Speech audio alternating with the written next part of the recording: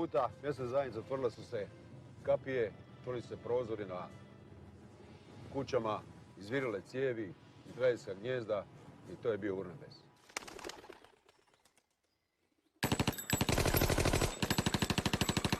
Pala su 6 ovdje u kanal, 2 su odmah bila mrtva, 4 su bila ranjena. Tu smo stali. Tu smo stali sa vozilima. Zapovjed je bila normalno da se svi izvučemo iz vozila i komanda je dalje išla rasporediti se u žito, u strelce za borbu. Tada smo se svi 150, koliko nas je bilo, rasporedili po onoj vojnoj formaciji JNA, jer smo tada tako i jedno i znali i bili smo tako i uvježbavani u strelce za borbu i u pravac prema selu. Kako smo napredovali, ta paljba od Borova sela je bila sve jača i jača. Sjećam se da su ta streljiva koja su oni upućivali prema nama iz raznih kalibara oružja, kako su slamali te stabljike žita i to je ono bilo zastrašujuće možda, ali to ne znam, to je nama nekako valjda zato što smo imali srce, što smo sa srcem išli napred. To nam je bilo onako više, eto, to se mora događati. Ali ja sam ubjeđen, a i ostale kolege koji su tada bili u toj akciji, da smo došli do prvih kuća, da bi 90% možda i svi izginuli. Jer oni su bili, da smo došli do njihovih rovova, oni bi nas čekali normalno. Bili smo na otvorenome, kogod bi digao glavu ili bi dobio metak u glavu ili u prsa. Jednostavno nismo imali nikakvu zaštitu. I dobro možda, ne možda, definitivno dobro da je to tako završilo i da je došla odluka da se povučemo na vrijeme, jer srce je drugo, a stvarnost je bila drugačija na terenu.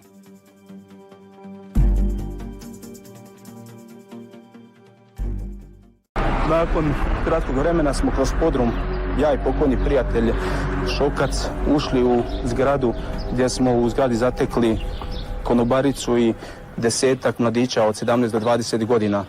Popodne negdje oko 5, pola 6, Ilijan Rakazović nosio je bijeli šal, ušao je tu u objekat kod mene unutra i dogovorili smo predaju nas, to jest ne predaju nas, već da se mi izvučemo, a predaju njihovih civila koji su bili unutra. I po tome, kad su završeni pregovori, izašli smo napolje zajedno sa civilima.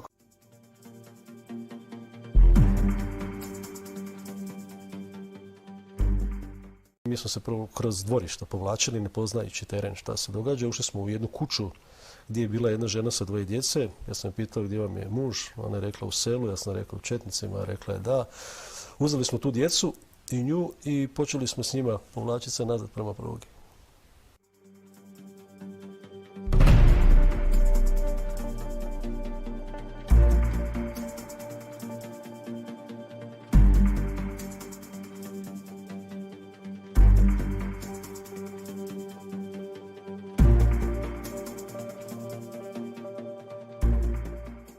Apsolutno, znači mi smo kao pripadnici Ministarstva unutarnjih poslova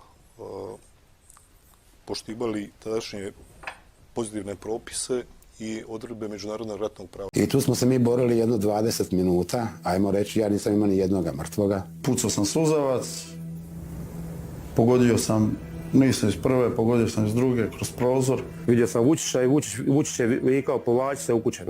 Je bio ovako, ležao na leđima, već je bio pogođen 2-3 puta sigurno. Je rekao povlačite se u kuće. Okrenem se, vidim Ereša u kapiji gdje kleči i puca preko po kućama.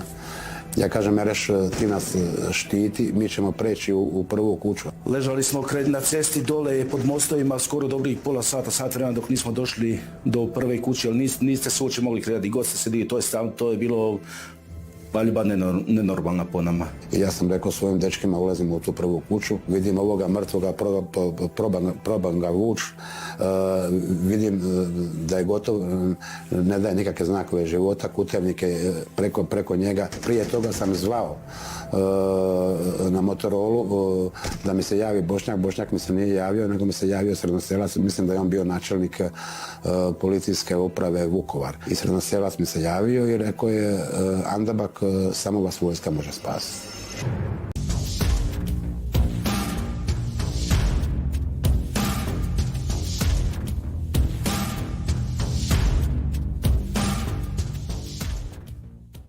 Vojska je ušla negdje oko 2:30, dopukovnik Lončar tražio je da svi prestanu pucati.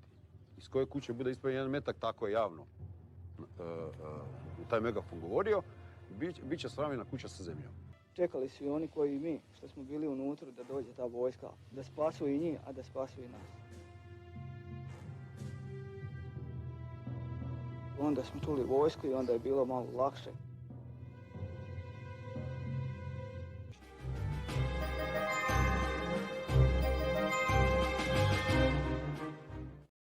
Na kraju je to kad je sve završilo, sjeli smo u te transportere, izvezli nas van.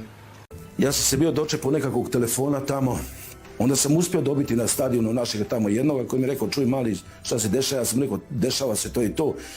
Kaže on, trenutno poduzimamo sve ako možemo da vam dođemo pomoć. Načelnik Džaja je kontaktirao sa komandantima kasarne i oni su tražili da dođu, da se to riješi, da pomognu.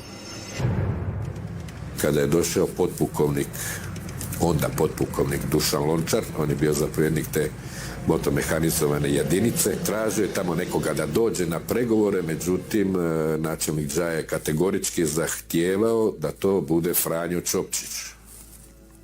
Sada ja krenem da se dignem iz kanala, a svi četnici koji su svi izašli na ulicu kada je vojska došla, svi puške na mene.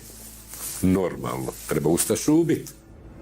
Franjo Čopčić na koncu ulazi u selo Sjona, kao i 2 ekipe hitne pomoći iz Vinkovačke bolnice koje su vodili dr. Nikola Drobnjak i dr. Mladen Karlić.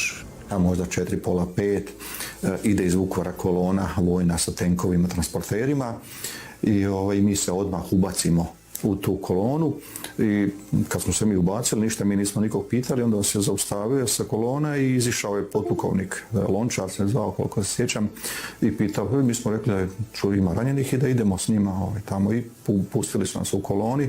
Odjednom je se pojavila ta jedna kao neka tampon zona i oni su počeli voziti se sa onim svojim borbenim vozilima po selu i cijelo vrijeme su na megafon vikali prolazi jedinci JNA, ukoliko neko bude pucao po njima da će uzvratiti paljbu. I oni su tako išli gore dole i oni su to krstali ko krstarica tamo po Borovo selu.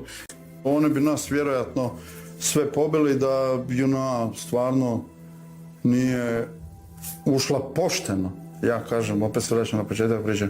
Oni su pošteno ušli u Borovo selo. Znači iz smjera dalje, iz 2 smjera su. Iz Vukovara i smjera dalje. Oni su ušli unutra. Oni su u biti otišli u Borovo selo, prošli taj punkt gdje su bili naoružani četnici. Prošli su, znači, kolona JNA prema centru Borova sela. Nakon jedno pola sata do 40 minuta na punkt taj gdje su bili četnici došla su 3 oklopna vozila ta JNA. Jugoslavijska narodna armija postavila se u obliku potkove, znači u jednom poluluku koji je jednostavno sva ispred njihovih rovova i barikada su bili oklopni transporteri. Ruku na srce oni nisu pucali na nas i kad je došla zapovjed da se povučemo, mi smo se povukli. Tek tada, kad smo se vratili smo se u dalj, onda smo u dalju čuli otprilike šta je bilo u Borovu selu.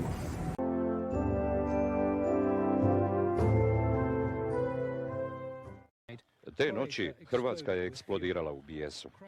Masa je palila jugoslavenske zastave zato što su joj one predstavljale simbol Srbije.